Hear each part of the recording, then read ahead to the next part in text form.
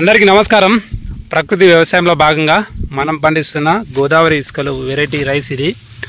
ఈరోజు అయితే కోతకి వచ్చేసింది, కోస్తున్నాం. ఈ మట్టుకైతే కోసేసినాం ఇందాక. సో ఒక్కసారి మీద ఎలా ఉందో ఒకసారి చూడండి. మొత్తం వడ్లు చూడండి, గింజలు చాలా సన్నగా ఉన్నాయి. మొత్తం ఒక రాసి వేసినట్టుందన్నమాట. సో వేరే రైసు వేరే వరి ఈ విధంగా కనిపించదు. కాకపోతే ఇవి చూడండి, వరుసగా ఇంత ఎత్తు మనం మొత్తం గింజలే పోసినట్టుంటుంది అనమాట. చాలా అద్భుతంగా కనిపిస్తుంది కదా. ఇంత దూరం నాటినాం. గోదావరి ఇసుకల్లో ఒక అద్భుతమైన స్పెషాలిటీ ఏంటంటే ఇవి కొద్దిగా హైట్ తక్కువ పెరుగుతాయి అన్నమాట. కేవలం 2 ఇంచులు 2 ఫీట్ల హైట్ వరకు మాత్రమే పెరుగుతుంది. చాలా అద్భుతంగా ఉంటాయి అన్నమాట. ఒకసారి దగ్గర గమనించండి ఎంత బాగా వచ్చినాయో. మన వీడియోస్ చూస్తున్న ప్రతి ఒక్కరికి అర్థమవుతుంటుంది. అయితే ఒక విషయం ఏంటంటే, మన వీడియో చూస్తున్న వాళ్ళందరికీ ఒక ఐడియా ఉంటుంది. మన పంట అంటే ఈ పంట చేతికి రావడానికి ముందు ఫస్ట్ పొట్ట దశలో ఉన్న కంటే ముందే సుడి పురుగు వల్ల 3 సార్లు సుడి పురుగు వల్ల బాగా దెబ్బతిన్నది అనమాట. సో ఇక్కడ ఉన్న బహురూపి ఇంకా వేరే అన్ని వెరైటీలు కూడా వెరైటీ లోపల కలిసింది. మన దాంట్లో రెడ్ రైస్ ఉంది. రెడ్ రైసా? రెడ్ రైస్ దీనిలో కూడా ఉంది కదా. అరే అవును కదా, ఉంది రెడ్ రైస్. సపరేట్ తీసుకుంటున్నాం. మనం నెక్స్ట్ టైం ఎప్పుడు ఇత్తనాలకు వస్తుంది. దీనికి దానికి ఏమైనా తేడా కనిపిస్తుందా? అరే కాచింగ్ చూడండి బాగా. వాహ్, ఇది కదా వరి అంటే. ఎట్లా కనిపిస్తుంది చూడండి ఒక్కసారి క్లియర్గా, ఎంత అద్భుతంగా కనిపిస్తుందో. వెరైటీ మనం వెతకనవసరం లేదు. మన వెరైటీలోనే 3-4 రకాలు వచ్చినాయి. అవును కదా, బెరుకులు ఉన్నట్టున్నాయి దీనిలో. అవి ఒక్కొక్క గింజ అయినా పర్లేదు చూడండి. బాబా ఇది కదా. కేజీ అది చూపి. ఇంకోటి గిది పెట్టే గోదావరి ఇసుకలు నార్మల్ సన్న వెరైటీ చూపి. అది కూడా సన్నగానే ఉన్నాయి, కాకపోతే దానికంటే ఇవి ఇంకా సన్నగా ఉంటాయి. చూడండి ఒకసారి. బా, ఎండు వచ్చిన కంకులు పూర్తిగా చివరి వరకు ప్రతిదీ మంచిగా వచ్చింది. ఇది ఎకరం మొత్తం మినిమం 100 గింజలు ఉంటాయి. అవును, కానీ ఇది మనం ఒక ఎకరం మొత్తం వేస్తే ఎంతో రావచ్చు మనకు దిగుబడి? 15-20 బియ్యం వస్తాయి. క్వింటాల వరకు బియ్యం 15-20 గంటలు దాదాపు వస్తుంది ఈజీగా. ఇంత బాగా పండినప్పుడు 15 గంటలు రాకపోతే ఎట్లా? 15 క్వింటాల్ అయితే ఒక్కరికి చెట్టు నాటుతున్నాం కదా, ఎక్కువ నాటుతున్నాం కదా. పెట్టుబడి తక్కువ వస్తుంది. పెట్టుబడే లేదు దీనిలో, 0 బడ్జెట్.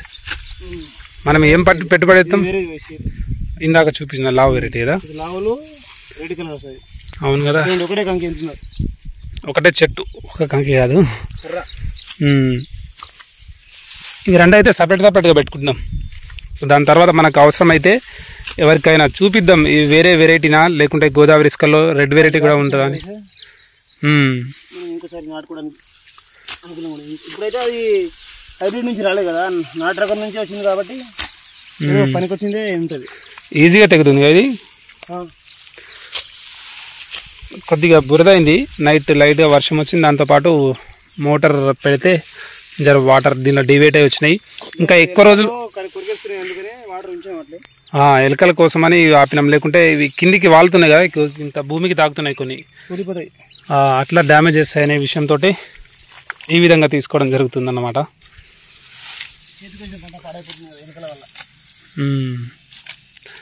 ఇది కోస్తున్నట్లేదు, రాసి కోస్తున్నట్టుంది కదా. ఇప్పుడు ఇది రాల్చినా కూడా మనం కింద కొడితే ఈజీగా రాల్చవచ్చు. అదే మిగతా ఫాలో కావాలి. ఎంతసేపు 2 మళ్ళీ ఒక రోజులో మంచిగా రాల్చవచ్చు. మళ్ళీ మంచిగా రాలుతున్నాయి ఇవి గింజలు కూడా. దగ్గర పడి చూపి ఎట్లున్నాయో. నువ్వే పట్టు, నాకు పట్టడానికి రాదు. ఇట్లా ఏదైనా ఖరాబ్ ఉందా కంకి? ఒక్క కంకి తెలియలేదు, పూర్తిగా నిండిపోయింది ఇది. అవును కదా, ఆగు.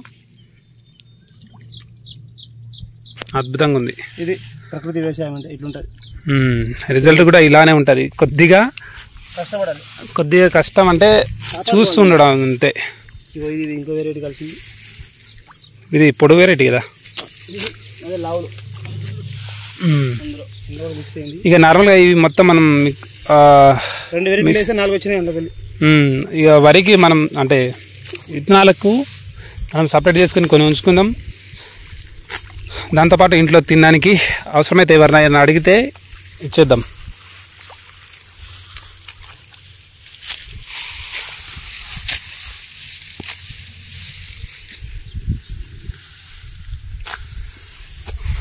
పెట్టి నేను డాడీ దగ్గరికి పోతా.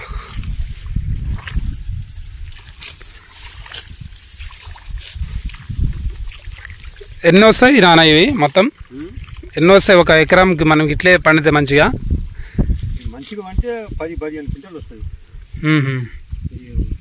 కాట మంచిగా వస్తుందా? ఇది జర అప్పుడు రోగాలు దీని జర దెబ్బతినేసాను. కొన్ని ఇట్లా చట్టాలు పోయినాయి అనుకో, ఒకటి పిల్ల పెట్టి చేను వచ్చింది. మంచిగా వస్తే కాత మంచిగా వస్తే మరి 10-15 క్వింటాలు వస్తుంది ఎకరానికి. 15 క్వింటాలు తప్పదు. వేరే అయితే ఒక 5 క్వింటాలు ఎక్కువ వస్తాయి అనుకోండి. కాకపోతే మనం దీనిలో ఇట్లా మందులు లేవు, ఏమి లేవు. అంటే మనం దానిలో అయితే మనం పెట్టుబడికి, మందులకి, అడుగు మందులకి, పైన పిచికారికి, పిలకలకి అన్నిటికీ మనం మందు పెడతాం, పైసలు ఖర్చు పెడతాం. కానీ దీనిలో మాత్రం ఏం ఖర్చు పెట్టాల్సిన అవసరం ఉండదు. మన ఆవు ఒక్కటి ఉంటే సరిపోతుంది, ఆవు ఎద్దు ఉంటే సరిపోతుంది, వాటి పేడ, వాటి మూత్రం అవి ఉంటే సరిపోతుంది అనమాట. ఈజీగా పండిపోతుంది. 0 బడ్జెట్ ఫార్మింగ్. ₹1 కూడా మనం ఖర్చు పెట్టాల్సిన అవసరం ఉండదు. తీసుకోవచ్చు. కాక మంచిగా కాసింది, కూడా మంచిగా కాసింది. చూడు చాలా గోలెట్లా పడింది. ఇత్తు కూడా ఖరాబ్ అవుతుంది. అయితే నువ్వేమంటావు? అంటే ఇప్పుడు కొత్తగా ఎవరైనా చేస్తామంటే చేయమంటావా లేకుంటే వద్దంటావా? చేసుకోవాలి. అందరు పండియాలి, అందరు ఉంటేనే మంచిది. అందరు పండియాలి. అంటే భయపడుతుంటారు కదా, పండుతాయో లేవో, ఇట్లయితే అట్లయితే. చూపేద్దాం, వాళ్ళ ఇష్టం పడితే వాళ్ళు చేసుకోవాలి. మనం మన బలమితం ఏం చేయలేదు. వాళ్ళ ఇష్టంతో వాళ్ళు చేసుకోవాలి. పంట ఇగో ఈ గొల్ల బట్టి చూడు ఎట్టొచ్చింది. ఈ ఒక్క గొల్ల చూడు ఎట్టొచ్చింది. ఇంట్లో ఏమైనా తాళ్ళు ఉందా చూడు, గొల్ల ఎట్టొచ్చింది. ఒక్క తాళ్ళు లేదు, ఏం లేదు. మంచిగా అన్ని గింజలు పూర్తిగా నిండినాయి. మళ్ళీ అంటే క్వాలిటీ చూడండి మీరు, నాణ్యత అంత అద్భుతంగా ఉంది. ఒక్కొక్క గింజ కూడా డ్యామేజ్ కాకుండా పూర్తిగా నిండినాయి అన్నమాట. ఎక్కువ డ్యామేజ్ అయినాయి మాత్రం మొత్తం పూర్తిగా ఏమంటారు దీన్ని, తాళ్ళు వస్తాయి అంటారు కదా. సో ఈ విధంగానే సుడిపోయితే మొత్తం ఇట్లే డ్యామేజ్ అయిన తర్వాత తప్ప వేరే విధంగా అసలు డ్యామేజ్ అయితే ఏం కనిపించలేదు అనమాట. ఇంకొకటి ఈ 2 చిన్న చిన్న మడ్లు, దాంతోపాటు ఇక్కడ ఇంకో మడి ఉందన్నమాట. ఇది కూడా చిన్న ఉందన్నమాట. ఈ 3 మడ్లు మొత్తం ఒక హాఫ్ ఎకర్ అంట, అర్ధ కేజీ విత్తనాలు మాత్రమే తీసుకొచ్చిన నేను. అర్ధ కేజీ విత్తనాలకి ఇంత దిగుబడి అయితే మనకు వస్తుంది చూడండి. ఇవి విత్తనాలు అయితే చాలా బలంగా ఉన్నాయి. ఈ ప్లేస్లో ఇంకా గట్టిగా ఉన్నాయి అన్నమాట అక్కడ పోల్చుకుంటే. విత్తనాల కోసం కావాలంటే ఒక 10 కేజీలు అయితే రెడీగా పెట్టుకుంటాను నేను. అవసరమైన వాళ్ళ రైతులకు తప్పకుండా ఇవ్వడానికి ప్రయత్నిస్తుంటాను. కావాల్సిన వాళ్ళైతే తప్పకుండా ఛానల్ కింద మెసేజ్ అయితే పెట్టండి. రెడీ అయిన తర్వాత మీకు నేను పంపిస్తాను. అదేంటిది బహురూపినా? అది అట్లుంది. అవే లావుది కదా. అరే సన్నవి కొద్దిగా డిఫరెంట్ ఉన్నాయి. ఇట్లా కాస్తే ఎట్లుంటుంది? ఇదేదో 15 గంటలు కాదు, 20 గంటలు పడుతుంది. ఇటుంటే సపరేట్ పెట్టు. సేమ్ ఇవి ఇంత అద్భుతంగా పండుతున్నాయంటే ఒక్కసారి బహురూపి గురించి ఆలోచన చేయండి. బహురూపి దీనికి అమ్మ లాంటిది అన్నమాట. ఇక ఇదే బహురూపి దీనికి అమ్మ లాంటిది అని చెప్పుకోవచ్చు.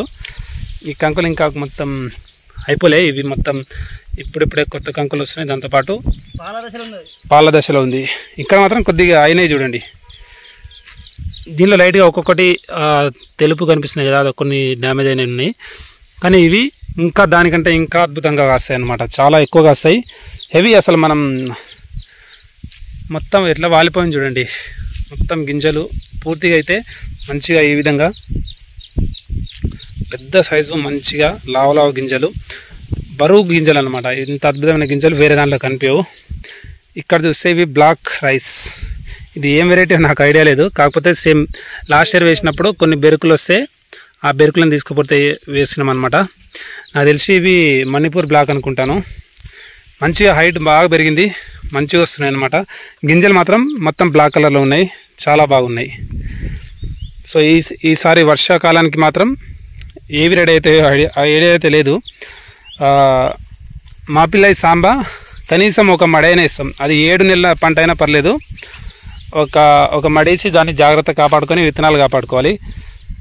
దాని తర్వాత ఈ బ్లాక్ రైసా లేకుంటే ఈ గోదావరి ఇసుకలా ఏదో ఒకటి తర్వాత డిసైడ్ అవుతాం. అది కూడా లావుది కదా. నీ ఎక్స్పీరియన్స్ చెప్పన్నా, అంటే ఈ పండించడం ఏ విధంగా ఉంది నీ, ఇక వేరే వాళ్ళు కొత్త రైతులు ఏమైనా పట్టిద్దాం అనుకుంటే వాళ్ళకి ఏం సజెషన్ ఇస్తావు? దీనిలో కష్టం అంటే ఏం లేదు, ఎప్పటికప్పుడు వాటర్ పోసుకోవాలంతే. రోగాల బాధలు వస్తే సుడి పురుగు పెట్టాక తప్ప వేరే రోగాలు ఏం రాలేదు. ఎండాకాలానికి రాదు సుడి పురుగు. ఇప్పుడంటే ఎండాకాలం ఈసారి మొత్తం దేశమంతా వచ్చింది సుడి పురుగు రోగాలు. అన్నిటితో పాటు దీనికి వచ్చింది. రోగాలు అయితే రావు. ఈసారి వర్షాకాలానికి రోగాలు రావు, ఎండాకాలం కూడా రాదు. ఈసారి వచ్చేసింది, మళ్ళీ రాదు, మళ్ళీసారి రాదు. ఈ రోగం పడకుండా అంటే పంట మంచిగా దిగుబడి వస్తుంది. అయితే నేను ఒకటి విన్నా, అవి మనం నారు పోస్తాం కదా, నారు పోసేటప్పుడు అవి మనం నారు పీకక ముందు ఉంటుంది కదా, అప్పుడు చిన్న చిన్న కీటకాలు వచ్చి గుడ్లు పెడతాయంట వాటి మీద. మనం ఎప్పుడైతే నారుతామో అప్పుడు పైన కొనలు ఉన్నాయా, ఆ కొనలు కట్ చేసేస్తే ఇక సుడి పురుగు రాదంట. అది విన్నా, మరి అది నిజమో కాదో తెలియదు. కాకపోతే మనం వచ్చేసారి మనం వేసేటప్పుడు ఆ విధంగా చేద్దాం. చేస్తారు, చాలామంది చేస్తారు. అంటే ముదిరిపోయినాయని మనం కట్ చేస్తాం తప్పించి ఈ ఉద్దేశంతో కట్ చేయం. కాకపోతే కొంతమంది రైతులు అయితే చెప్పింది నేను విన్నా. 20 రోజులు 25 రోజుల వరకు నాటుకోవాలి. 18 నుంచి 23 రోజుల వరకు లోపలికి నాటుకోవాలి. దానికి ఏ రోగం అనేది రాదు. ముదిరిపోయే వరకు అది రోగాలు వస్తుంది. అవును, అది కూడా కరెక్టే. ముదిరిపోయే వరకు బలం తక్కువ. ఏత పంగి ఏ పచ్చికి పంట వేసినా కానీ దాని పంగి మీద వేస్తేనే పంట. అది కోసం పండి. ఇంకా కోయడం అయితే ఇది నార్మల్గా చూసి ఒక్కొక్కటి 2-3 వెరైటీలు ఉన్నాయి కాబట్టి ఇవి చూసి కోస్తున్నాం. లేకుంటే కోయడం ఒక 15 నిమిషాల్లో ఒక్కొక్క మడి ఈజీగా కొట్టేయచ్చు. ఎందుకంటే మనం చాలా దూరం నాటినాం. చూడండి కింద మనం కోసిన ఇవి చూడండి ఎంతెంత గ్యాప్ ఇచ్చినామో, ఒక్కొక్క దానికి ఒక్కొక్క అడుగు గ్యాప్.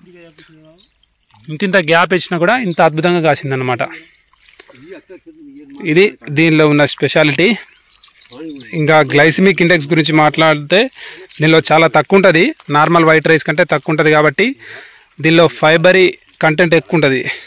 కొద్దిగా డైట్ చేసే వాళ్ళకి, లావుగా ఉన్న వాళ్ళకి, దాంతోపాటు షుగర్ ప్రాబ్లం ఉన్న వాళ్ళకి కూడా చాలా అద్భుతంగా పనిచేస్తుంది. కావాల్సిన వాళ్ళు మాత్రం తప్పకుండా ఎవరైతే పంటలు పండిద్దాం అనుకుంటారో విత్తనాల కోసం అయితే నన్ను సంప్రదించవచ్చు.